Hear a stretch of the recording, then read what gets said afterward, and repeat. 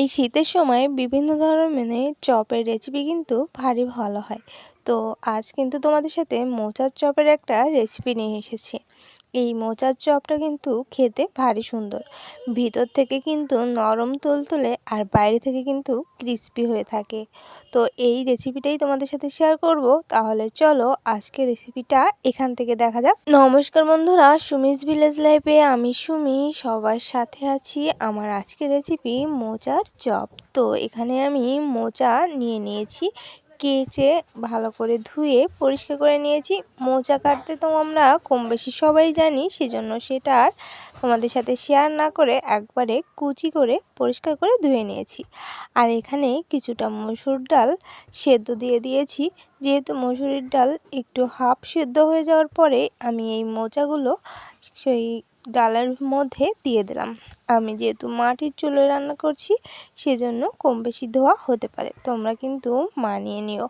তো মোচাটা ভাপ দিয়ে নেব, মানে মোচাটা আর কি সেদ্ধ করে নেব। 90% সেদ্ধ না হলেও মোটামুটি আমি সেদ্ধ করে নেব। যতটুকু পরিমাণ সেদ্ধ করা যায়, মানে যতটুকু জল দিয়েছি জলটা যেন শুকিয়ে যায়, সেইটুকু পর্যন্ত সেদ্ধ করে ঝুড়ো করে নেব। তো এ পর্যায়ে আমার কিন্তু মোচা ডালটা একদম সেদ্ধ হয়ে গিয়েছিল, একদমই শুকিয়ে গিয়েছিল। তারপর কিন্তু আমি নামিয়ে নিয়েছি। আর এর মধ্যে পেঁয়াজ কুচি, ঝাল কুচি দিয়ে দিলাম।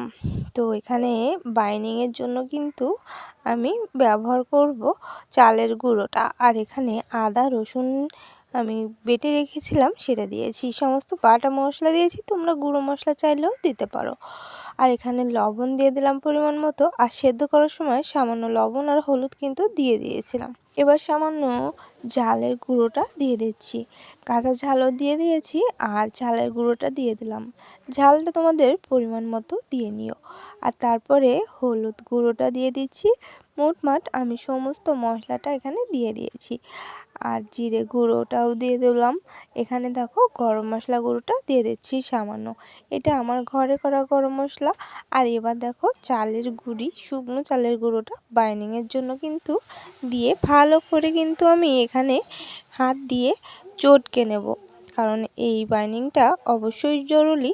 ভালো করে মাখিয়ে নিতে হবে যাতে কি আমার চপের শেপটা তৈরি করে নেওয়া যায়, সেজন্য ভালো করে মাখিয়ে নিতে হবে। যেহেতু এখানে আমি ডাল সেদ্ধটা দিয়েছি, সেজন্য কিন্তু বেসনটা ব্যবহার করলাম না, তবে বেসনটা আমি একটু পরেই ব্যবহার করব। তার আগে এখানে দেখো পুরো সমস্তটাই ভালো করে কিন্তু মাখিয়ে নিচ্ছি। আর এই সুন্দর মতো মাখিয়ে নিতে হবে। আর তারপরেই কিন্তু হাত দিয়ে শেপ তৈরি করে নিতে হবে, চপের শেপে কিন্তু তৈরি করে নিতে হবে। তো মাখানোর জিনিসটা তোমরা দেখেই বুঝতে পারছো, ভালো করে হাত দিয়ে চটকে চটকে মাখিয়ে নিতে হবে, যাতে সমস্ত মশলাপাতি, মোচা ডাল সমস্তটাই যেন সুন্দর মতো মিশিয়ে এরকম চপের শেপটা তৈরি করা যেতে পারে। তো এইভাবে চপের শেপগুলো আমার করে নিতে হবে, সমস্তটাই কিন্তু এরকম চপের শেপ তৈরি করে নেব।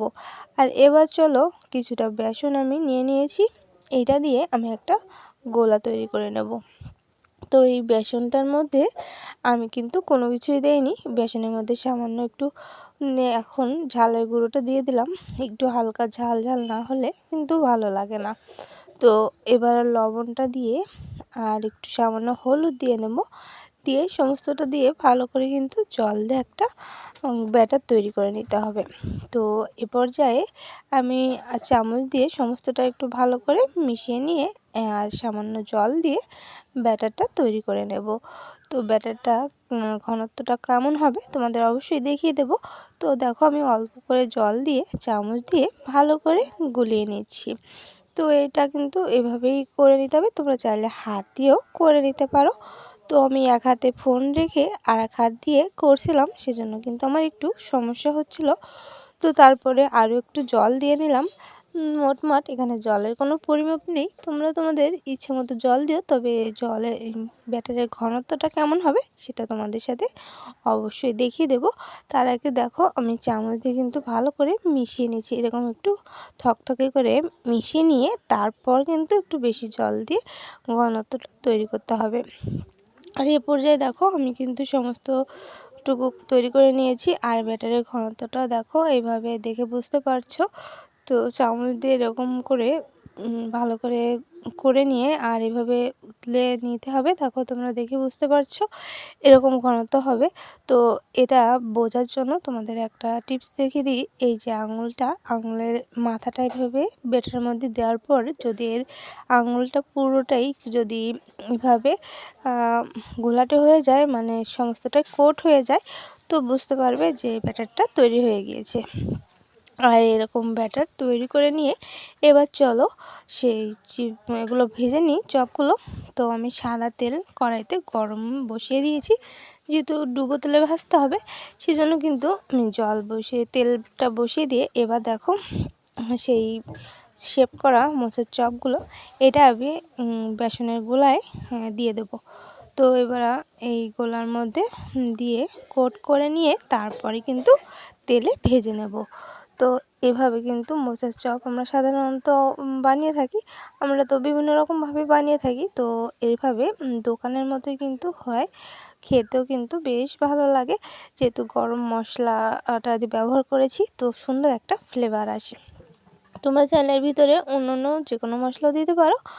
5 টাকার যে ম্যাজিক মশলাগুলো পাওয়া যায়, খেতে ভালো টেস্টি হয়, সেই মশলা দিয়েও কিন্তু এই মোচাটা মাখিয়ে নিতে পারো। তো এভাবে মাখিয়ে নিয়ে মোচার শেপ তৈরি করে, চপের শেপে তৈরি করে তারপর এই বেসনের গোলায় দিয়ে আর এভাবে ডুবো তেলে ভেজে নিতে হবে। তো এইভাবে ভেজে নিলে উপর থেকে একদমই ক্রিস্পি হয়ে যায় আর ভেতর থেকে কিন্তু নরম থাকে। তো চাইলে তোমরা এভাবেও করতে পারো, বা আমি যখন মোচাটা মাখিয়েছিলাম তার মধ্যে বেসনটা দিয়ে ভালো করে মোচার শেপ করেও তৈরি করতে পারো। তো ওইভাবে তো আমরা প্রায় খেয়ে থাকি, সেজন্য কিন্তু এভাবে একটু অন্যরকমভাবে তৈরি করলাম। তো এরকম করেও তোমরা বাইরে তৈরি করতে পারো। আর হ্যাঁ, অবশ্যই ধনেপাতাটা ব্যবহার করো। আমার যেহেতু ধনেপাতাটা ছিল না সেজন্য কিন্তু আমি এখানে ধনেপাতা ব্যবহার করতে পারিনি। তো এবার দেখো ডুবো তেলে লাল লাল করে ভেজে তুলে নিয়েছি। এরকমই লাল লাল করে ভেজে তুলে নিতে হবে। তো ভেতর থেকে কিন্তু সমস্তটা সেদ্ধ হয়ে যাবে আর বাইরের দিক থেকেও কিন্তু সুন্দর মতো মুচমুচে হয়ে যাবে। তো দেখতে পাচ্ছ আমি কত সুন্দর লাল লাল করে ভেজে নিয়েছি। এরকমই লাল লাল করে কিন্তু ভেজে তুলে নিতে হবে। তো কালারটা দেখেই বুঝতে পারছো, আর এটা কিন্তু খুবই মুচমুচে হয়েছে। যেহেতু বেসন দিয়েছি সেহেতু বুঝতে পারছো বাইরে থেকে কিন্তু একদমই মুচমুচে আর খেতে কিন্তু দুর্দান্ত হয়েছিল। তো তোমরা এইভাবে বাড়িতে একবার বানিয়ে দেখো। মোচার এই চপের রেসিপিটা বেশ ভালো লাগে। তো কেমন লাগলো রেসিপিটা অবশ্যই কমেন্টে জানিয়ে দিও। আর এই যে দেখো আমি চপগুলো একবার ভেজে নিয়েছি দুবারের মতো, আর একবার করে ভেজে নেব, যেহেতু আমি মোটমাট আমার 20 পিসের মতো হয়েছিল। তো এখানে কিছুটা ভেজে নিয়েছি, আর একবার ভাজলে কিন্তু আমার মোচার চপগুলো সমস্তটা ভাজা হয়ে যাবে। তো একবারে সমস্তটা ভেজে নিয়েছি। আর এদিকে দেখো আমি একটা প্লেটে তুলে নিয়ে একটু ডেকোরেশন করে তোমাদের সাথে দেখিয়ে দিচ্ছি। তো দেখো মোচার চপগুলো দেখতে কিন্তু বেশ লোভনীয় হয়েছে আর খেতেও কিন্তু ভারী ভালো হয়েছিল। তোমরা কিন্তু অবশ্যই এরকম করে একবার বাড়িতে তৈরি করে দেখো, এর স্বাদ কিন্তু ভীষণ ভালো হয়। তো চলো তোমাদের একটু ভেঙে দেখিয়ে দেবো। দেখেই বুঝতে পারছো এটা কিন্তু মুচমুচে হয়েছে, আর ভেতরটা কেমন হয়েছে সেটাই তোমাদের সাথে একটু শেয়ার করব। তো চলো আমি তোমাদের সাথে এক হাত দিয়ে একটা ভেঙে দেখিয়ে দিচ্ছি। এটা দেখে বুঝতে পারছো মুচমুচে হয়েছে বলে আমার ভাঙতে কিন্তু একটু সমস্যা হচ্ছে। তো এটার ভিতরের দিকটা কেমন হয়েছে সেটাই তোমাদের একটু দেখাবো। এই যে দেখো ভিতর থেকে কিন্তু সমস্তটা সুন্দর মতো সেদ্ধ হয়ে গিয়েছে। তো যেহেতু ডাল দেওয়া ছিল সেহেতু কিন্তু খেতে ভারী সুন্দর হয়েছিল। তো কেমন লাগলো অবশ্যই কমেন্টে জানিয়ে দিও। ভালো থেকো, সুস্থ থেকো, পরবর্তী ভিডিওর সাথে থেকো।